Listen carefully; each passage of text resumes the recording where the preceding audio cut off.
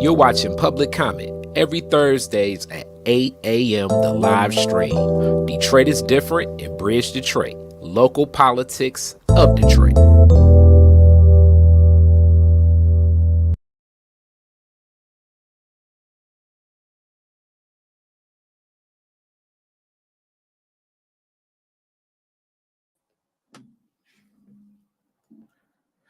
All right. Welcome back to Public Comment this week. I'm Khary Frazier here with.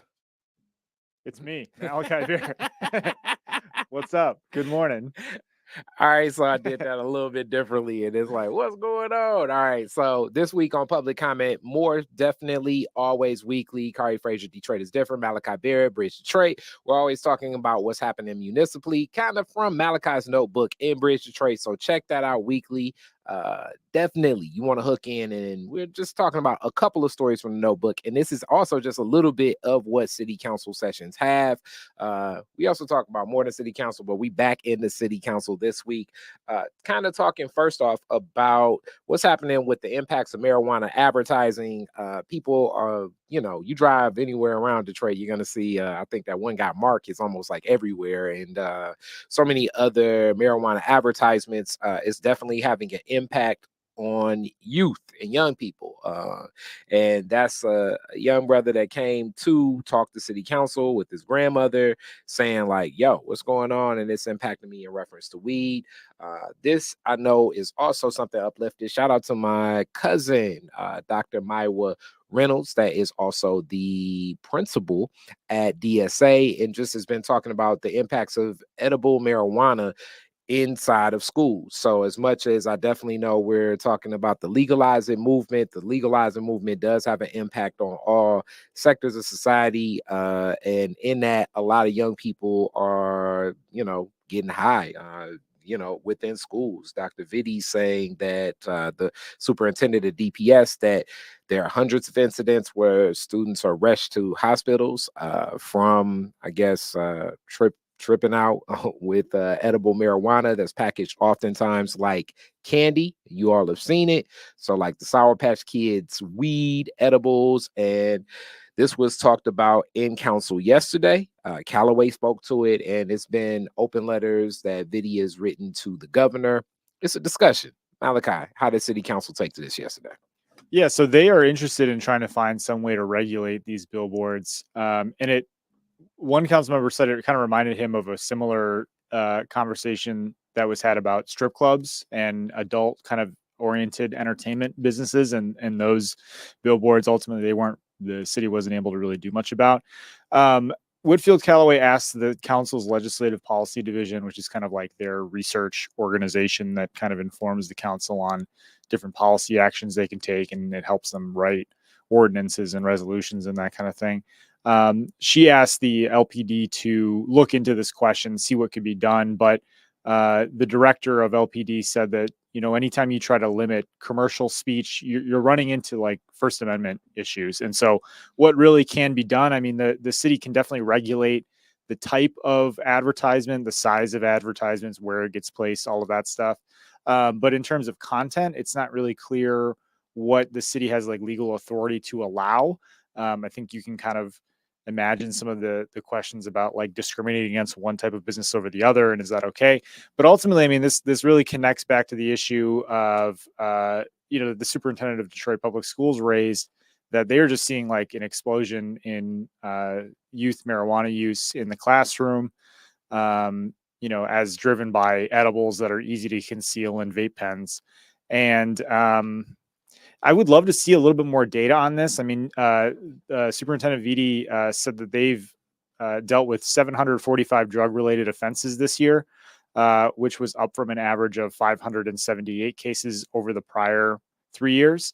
We're at the end of this school year, so that's a big jump. But national surveys have found that teen marijuana use has remained pretty steady over the last decade. So what I'm interested in, like, is this more of a spike among like people, kids that are younger than teens? Is this like happening for kids that are like in that younger age bracket? Because I think we know like there are very clear like health risks with like younger people taking marijuana, right? Like, I'm just gonna say, just from my cousin as the principal, like when we were talking about this, it's so this is, as they say, qualitative research. It's more, between the principal, she knows, and she's in a high school.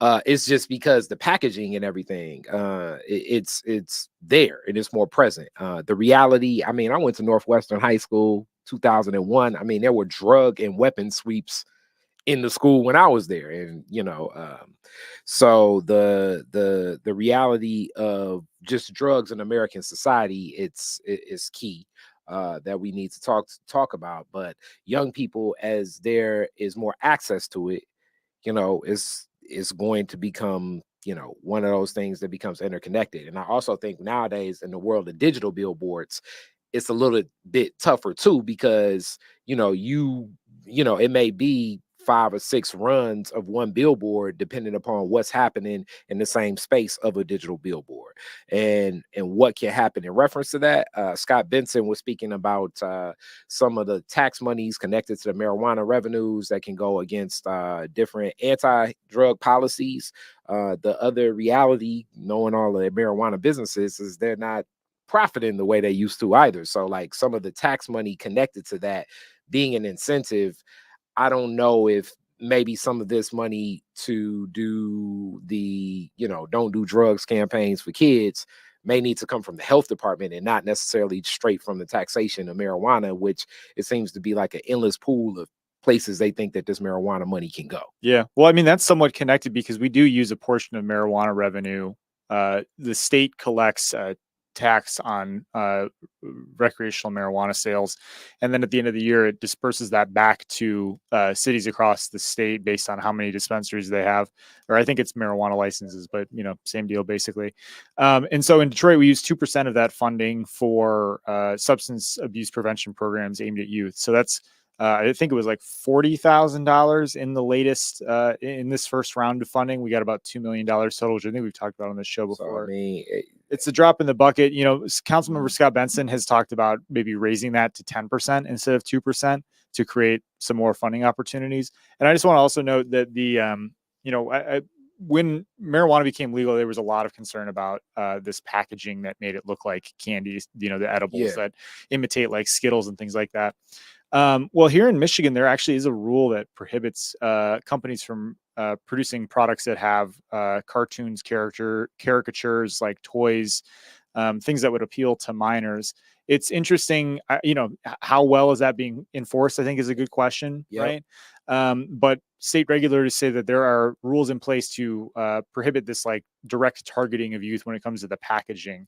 And I'm not sure that the billboards that we see are directly aimed at minors either. I mean, a lot of them are not super fun to look at. It's like it's like a photo of Mark and like the word like the words like regulatory cannabis. There's not like photos of like people enjoying a joint or like like Joe Camel when I was a kid smoking cigarettes or even like cartoons or like anything like. I mean, most of the billboards I see, I mean, and there's a lot of them, especially if you drive around the state. You've probably seen like thousands of different types of marijuana billboards.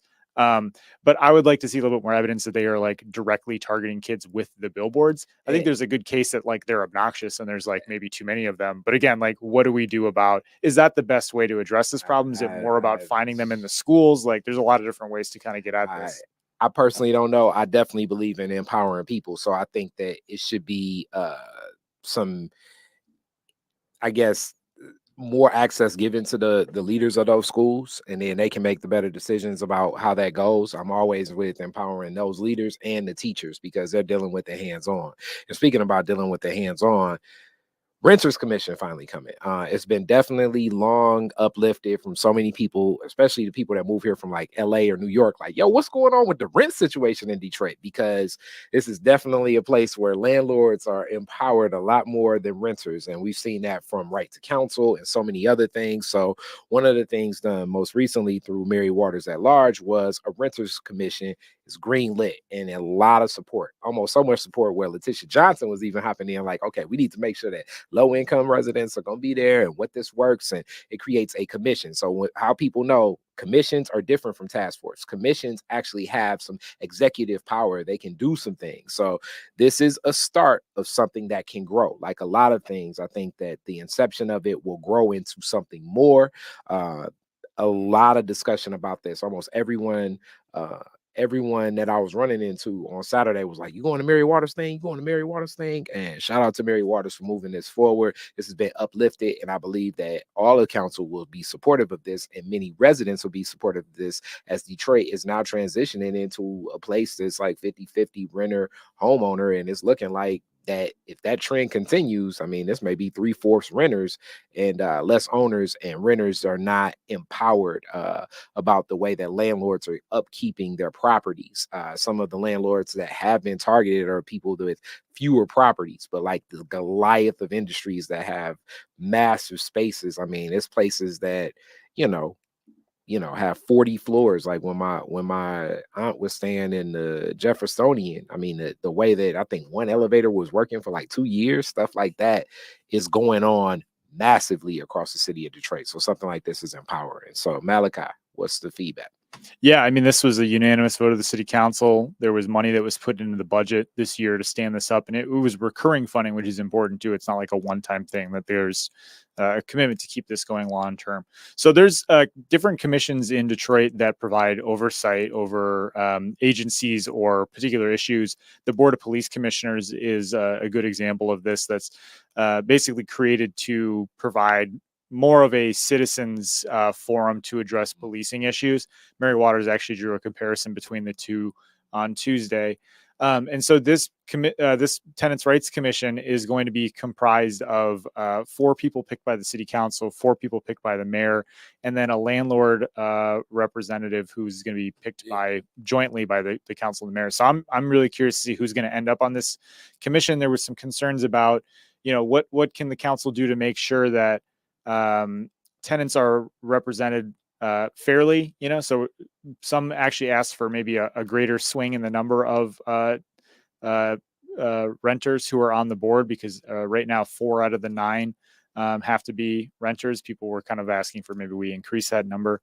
And there was also some concern about maybe putting some rules in place to make sure that the representatives are like low income, so that they are specifically acquainted with issues that those folks are facing.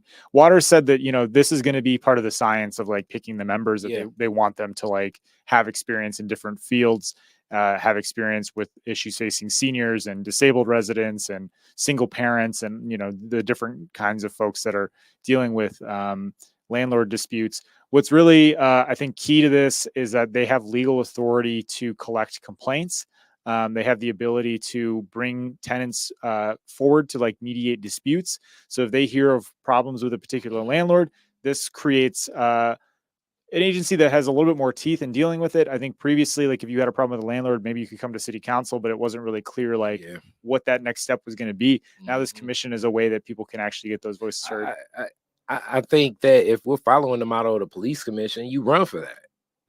And certain people are appointed through the mayor's office because of the executive powers. But I mean, that would be the best way, because right now, just my opinion would be, if this is the current landscape of the city, it could change 15-20 years from now, and then it's like, okay, why are we focusing on this, and that group of residents are not as represented as another group of residents? But if you have people vote, I think that would be the most empowering thing. But this is a first step that the iteration, I believe, will come together and watch how it builds, and the people will empower themselves, in my opinion. So with that, the next thing, when you talk about empowering self and everything, we're talking about the DMC deal and more tax breaks. DMC happens to be the largest or one of the largest in city, like with multiple hospitals inside the city. I guess you also have Henry Ford, and you also have DMC's other campuses and everything. And Henry Ford has some other places, but 4 hospitals in one space, and they're looking for more tax breaks, but they're still in negotiations with many of their unions. I believe you uplifted that 4 of the 16 have went through with negotiations and come to a deal, but so that leaves 12 that have not. Many were present at the council meeting, and the city council was like, look, we're not going to give you any tax breaks if you're going to continue to disrespect our residents. And I believe that some from the tone, the disposition of DMC is like, hey, y'all need us because we're the hospital that needs so much more access, and we're actually caring for and giving access to health to so many of the traders. So this is a back and forth where uh, Councilmember Fred Durrell and Council President Mary Sheffield were definitely apt about saying, like, look, you got to be fair to the workers. What was the tone? What was the feeling as you were there? Yeah, council's in this interesting position where they can't really get involved in labor disputes, but they obviously have been a big supporter of unions and have in the past actually passed resolutions in support of the Teamsters in their negotiations with the hospital chain. This tax deal, this Renaissance zone, which basically lasts for 10 years and waives the bulk of taxes on that property as a way to kind of keep this hospital here in this investment in the city. It was created back I think it was like in the 2000s, like 10 years ago at least, as a way to kind of keep DMC here while it was undergoing a big sale of another entity. But basically, this was a separate issue, really, that this Renaissance zone was kind of coming forward. And in light of the ongoing labor negotiations, council decided that it could maybe use some leverage here and pause the vote in order to maybe create some more time to finalize agreements. I don't know if like that extra week is gonna do it. I mean, some of these workers have been without a contract since December of 2022. Yeah, So yeah, I mean, they've been without a contract a long time. December 2022. You know what I'm saying? Like that's it's like year and a half. You know what I'm saying? We're looking at like year and a half. So I think it's showing good face to stand with workers, but it also is tough because of the lack of access for healthcare for so many of and access to actually not healthcare but medical facilities for so many Detroiters. So this was like the balancing. Well, I mean, DMC officials like specifically cited that they were like, look, you're putting the concerns of workers over the community that needs these hospitals, and without this Renaissance zone, these tax exemptions, it's going to be tough for us to keep these hospitals here. And we own, 4 out of the city's 6 remaining hospitals. So that was, a little bit of hardball, but they were basically saying like, look, if you guys don't approve this, there's a process that needs to go to the state. We've already got the county's approval. They've got state legislators' approval. I mean, there's a lot more than like the city council's vote on this that allows it to go up or down. And DMC was very frustrated, I think, with the council yesterday, saying that like we need this break to continue providing service. There was like $1.8 billion in uncompensated care. Basically, it's like that's the value of like healthcare that they gave to residents who didn't have insurance, in my understanding, in like the last 10 years. And Council President Sheffield was like she felt condescended, she said, by that framing of it. She was like, look, we're trying to help workers who keep the hospital functioning, who are not earning a living wage, who are unable to take time off work if they have their own medical issue. And so, yeah, just I feel like we see this a lot where there's like kind of process timelines that come to council and there's pressure put on council by like large entities in particular about following, getting in line with a certain process. And when council says like, hold on, like we have an oversight role, we have to do our due diligence here, you see these like kind of tension points explode. And that's pretty much what happened yesterday. I could see. And as a person that look, like I always tell people, as I'm always talking about family. People like, why are you always talking about family? Because this connects me to like a lot of these stories beyond just being on paper. But my rest in peace, my aunt Shirley, that was a registered nurse for decades, would always say, go to receiving, go to receiving, go to receiving. It's definitely not the pristine experiences like a suburban Beaumont or something, but they're seeing so much because so many people go there. So that's where I always think I'm going to receiving myself. so it's offering the care, but with that, you look at the facilities and you want to make sure that the people that are working there are empowered as well. It's this is a very this is a very tough matter of like, how do you make sense of like resourcing uh projects like this? And when you really think about what entities should have a tax break, hospitals should have them, but also hospitals need to be equitable so that they can be empowered to have the staffing to cover what needs to be done. In December 2022, damn, that's a long time working without a contract, just kicking the can on it. That's a long, long time. But with that, y'all already know, man. We figuring this stuff out. We figuring out what's happening in the city of Detroit. Always, thank you so much for checking in for public comment. And the notebook. Make sure you uplift in the notebook. More is coming with Detroit is Different as well. More collaborations here. But Malachi, let the people know what's up. bridgedetroit.com. Sign up for free. Get our newsletters. Wednesday morning, the city council notebook comes out. We also have newsletters about local arts and culture, food resources and environmental issues, and just general news, things you need to know about Detroit. It's all free. We are driven by our readership and our donors. We're a nonprofit news organization that's really responsive to community and what you guys are bringing forward to us. So, I want to hear from you. My email address is out there. My phone number's out there online. So yeah, go to our website, bridgedetroit.com, sign up for those free newsletters.